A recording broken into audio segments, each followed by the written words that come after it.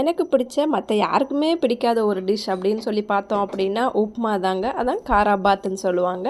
இது எப்படி டேஸ்ட்டாக பண்ணுறது அப்படின்னு சொல்லி நான் உங்களுக்கு காமிக்கிறேன். வாங்க வீடியோக்குள்ளே போகலாம். கிச்சடி பண்ணுறதுக்கு குக்கரில் 2 ஸ்பூன் நெய், 2 ஸ்பூன் எண்ணெய் ஊற்றி வாசனை பொருள் சோம்பு, பட்டை, ஒரு ஏலக்காய் எல்லாம் சேர்த்துட்டு 2 பச்சை மிளகா, கருவேப்பிலை சேர்த்து நல்லா வதக்கிக்கோங்க. கூடவே வெட்டி வச்சுருக்க பெரிய வெங்காயம், ஒரு பெரிய வெங்காயம் நல்லா போட்டு வதக்கிக்கோங்க.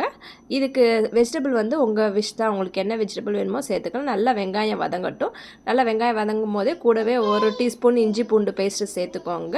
அப்புறம் வெட்டி வச்சுருந்த 2 தக்காளி, கூடவே வந்து கொஞ்சம் பட்டாணியும் கேரட்டும் சேர்த்துக்கிறேன் நான். நீங்கள் பீன்ஸ் வேணுனாலும் சேர்த்துக்கலாம். கொஞ்சம் உப்பு போடுங்க. நல்லா எல்லாத்தையும் சேர்த்து ஒரு வதக்கிட்டு 1 டம்ளர் வந்து நீங்கள் கொஞ்சோண்டு மஞ்சத்தூள் போட்டுக்கோங்க. 1 டம்ளர் வந்து நீங்கள் ரவை எடுக்க போகிறீங்க அப்படின்னா 3 டம்ளர் தண்ணி ஊற்றிக்கோங்க. நல்லா கொதிக்கட்டும்.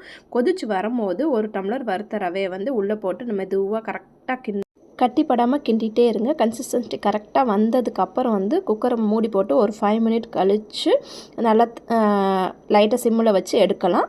கொத்தமல்லி தூவி எடுத்து தேங்காய் சட்னியோடு வச்சு சாப்பிட்டா செம்ம டேஸ்ட்டாக இருக்கும். உங்கள் வீட்டில் யாருமே இதுக்கப்புறம் வந்து இந்த உப்புமா வேண்டான்னு சொல்ல மாட்டாங்க.